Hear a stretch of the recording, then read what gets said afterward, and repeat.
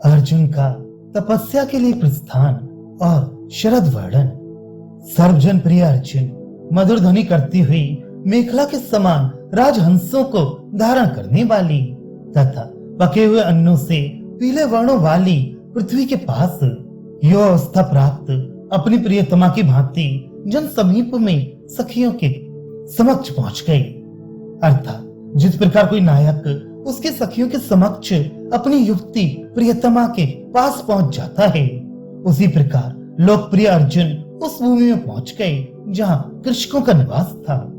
अर्जुन नीचे की ओर झुकी हुई धान के बालों से सुशोभित पंख विहीन तथा कमलों से युक्त जलों वाली ऐसी सहज मनोहर ग्राम सीमा की भूमि को देखते हुए बहुत हर्षित हुए, जिसमें शरद ऋतु की संपूर्ण समृद्धियां उन्हें भेंट रूप में अर्पित कर दी गई थीं।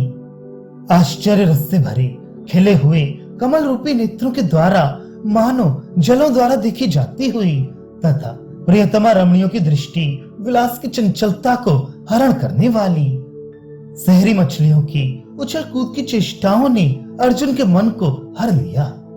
तात्पर्य है कि मार्ग के सरोवरों में कमल खिले थे और शहरी मछलियां उछल कूद रही थीं, जिन्हें देखकर अर्जुन का मन मुग्ध हो गया। अर्जुन कमलों से सुशोभित जल में जड़न धान की मनोहर शोभा को देखकर अत्यंत प्रसन्न हुए। क्यों ना होते, अत्यंत दुर्लभ और योग्य व्यक्तियों के समागम की उत्कृष्ट शोभा का अभिनंदन कौन नहीं करना चाहता। ऊंचाई तक उछलती हुई रोहू नामक मछलियों से ताड़ित होने के कारण फेन समूहों को प्रकट करने वाले तथा सटे हुए पद्मों के केसर समूहों से सुशोभित जल ने अर्जुन के कमलों में गुलाब संबंधी शंका को निवृत्त कर दिया। तात्पर्य है कि रोहू मछलियां जब ऊंचाई तक कूदती थीं, तब जल के ऊपर तैरने वाली पद्म केसर दूर हट जाती थी तथा निर्मल जल में फेनों के समूह भी दिखाई पड़ने लगते थे। इससे कमलों के पुष्पों में अर्जुन को गुलाब के पुष्प होने की जो शंका हो रही थी वह निवृत्त हो गई। अर्जुन धीरे धीरे क्षीणोन्मुख एवं शांत वेग जल से निर्मित लहरों की रेखाओं से सुशोभित समुद्र पत्नी नदियों के मंगिमा युक्त चुन्नटदार रेशमी साड़ी की भांति शुभ्र बालिका में तटों को देखकर बहुत प्रसन्न हुई। दूसरे अपने प्रतिद्वंदी बलवान सांड को जीतकर विजय शोभा से समलंकृत उच्च स्वर से गरजते हुए नदी तट को अपने सींगों से छत विक्षत करते हुए एवं शरद ऋतु की पुष्टि को धारण करने वाली अर्थात शरद ऋतु की पौष्टिक घासों को चरकर खूब हृष्ट पुरुष्ट एक सांड को अर्जुन ने मानो मूर्तिमान अभिमान की भांति देखा। हिम राशि के समान श्वेत गौओं के समूह द्वारा धीरे धीरे छोड़े जाते हुए भी शरद ऋतु की नदियों के तटों ने रमणी के उस जगन प्रदेश के समान अर्जुन के कौतूहल का उत्पादन किया, जिस पर से साड़ी नीचे सरक गई हो। अर्जुन ने पशुओं के साथ सहोदर जैसी बंधु भावना रखने वाले, वनों में भी घर जैसा प्रेम रखने वाले तथा सरलता में मानो गहुओं का अनुकरण करते हुए गोपों को गहुओं के समीप देखा।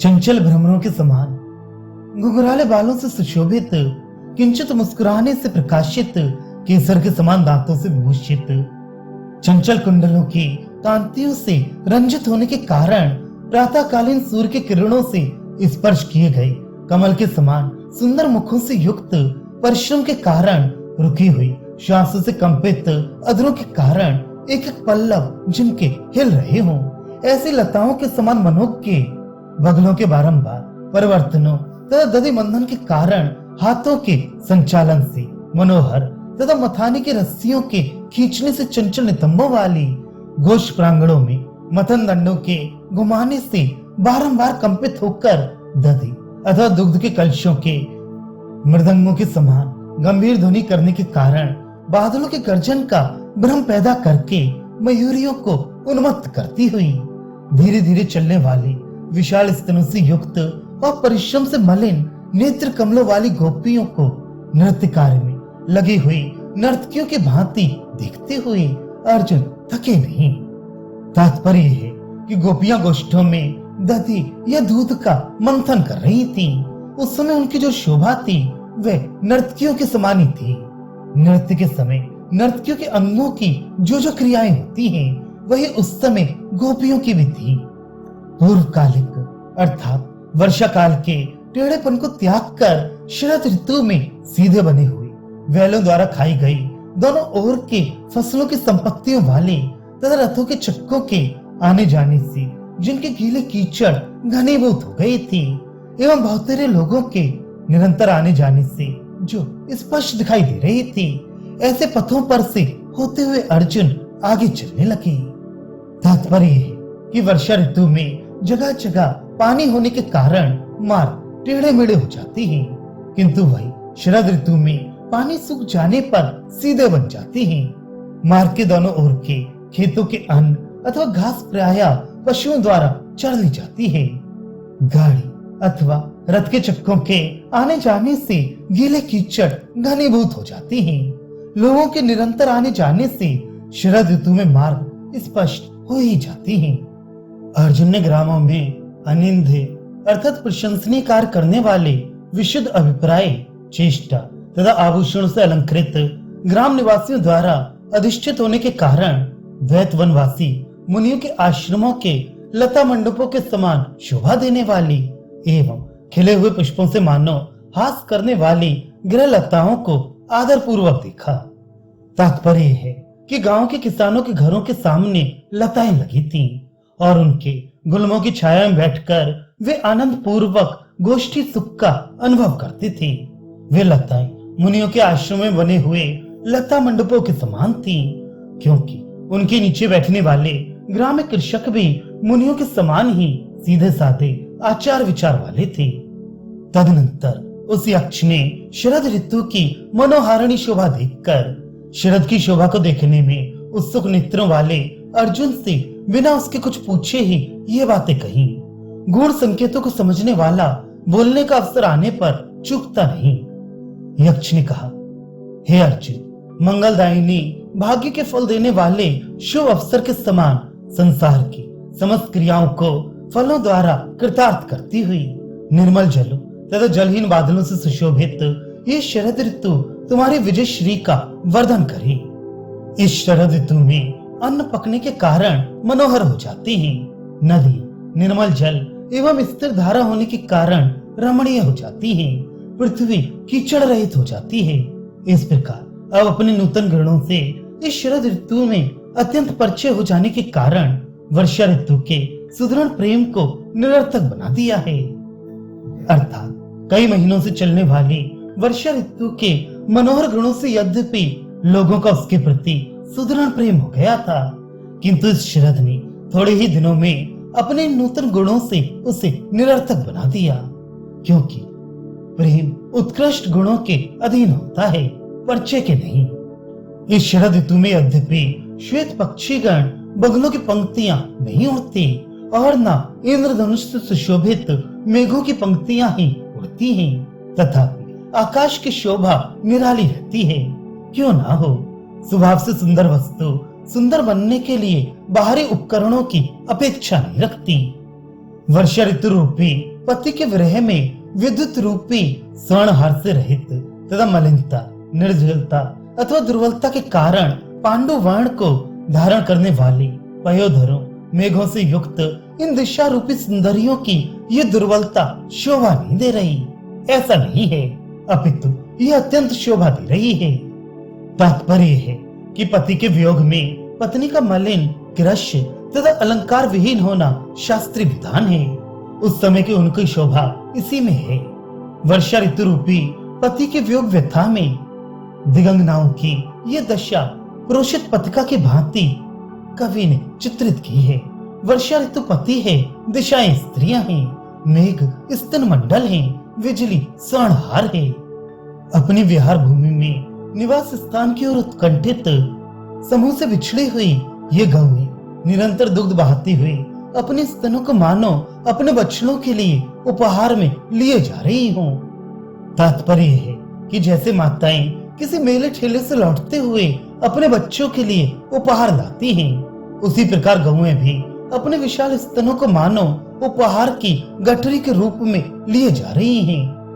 अपनी घृत आदि हवनीय सामग्रियों के द्वारा संसार की स्थिति के कारण तथा संसार को पवित्र करने में एक मुख्य हेतुभूत ये गौओं के समूह घोष भूमि के समीप अपने बच्चों से मिलकर वेद मंत्रों से पवित्र आहुति के समान संपूर्ण शोभा धारण कर रहे हैं। तात्पर्य है कि यज्ञ की आहुतियां भी संसार की स्थिति का कारण तथा संसार को पवित्र करने का एक मुख्य साधन है, क्योंकि कहा गया है कि अग्नि में वेद मंत्रों से पवित्र आहुतियां आदित्य को प्राप्त होती हैं और आदित्य से वृष्टि, वृष्टि से अन्न तथा अन्न से प्रजा की उत्पत्ति होती है। मयूरों की षड्ज ध्वनि को जीतने वाली मधुर कंठ गोपियों के गीतों में दत्त चित्त ये हिरणियों का समूह खाने की प्रबल इच्छा को छोड़कर घासों की ओर नहीं जा रहा है।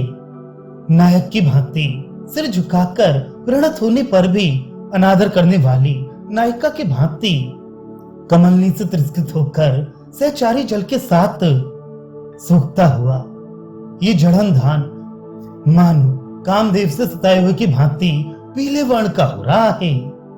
जैसे कोई नायक नायिका द्वारा अपमानित होकर कामाग्नि से सूखकर काटा हो जाता है, वैसे ही शरद ऋतु में जड़न धान भी पककर पीले हो गए हैं। उड़ते हुए कमल परागों से भरे हुए तथा वर्षा के जल कणों से युक्त शीतल मंद सुगंध वायु द्वारा आकृष्ट ये भ्रमरों के समूह राजा आदि का भय उपस्थित होने पर चोरों एवं लंपटों की भांति अपने गंतव्य का निश्चय नहीं कर पा रहे हैं। अर्थात शीतल मंद सुगंध वायु बह रही है तथा भ्रमरावली उड़ती हुई गुंजार कर रही है।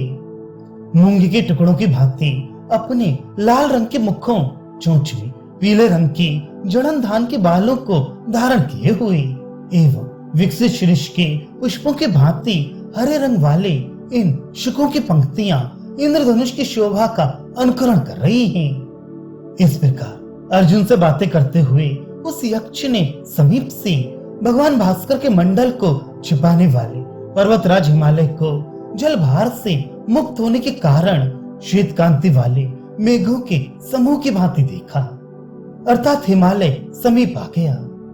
विशाल वनों की पंक्तियों से नीले वर्ण वाली घाटियों से युक्त बर्फ की चट्टानों से ढके हुए शुभ्र वर्ण वाले हिमालय पर पहुंचकर अर्जुन ने मदिरा के नशे से रहित कटि प्रदेश में नीलांबर धारी बलदेव जी की शोभा का स्मरण किया।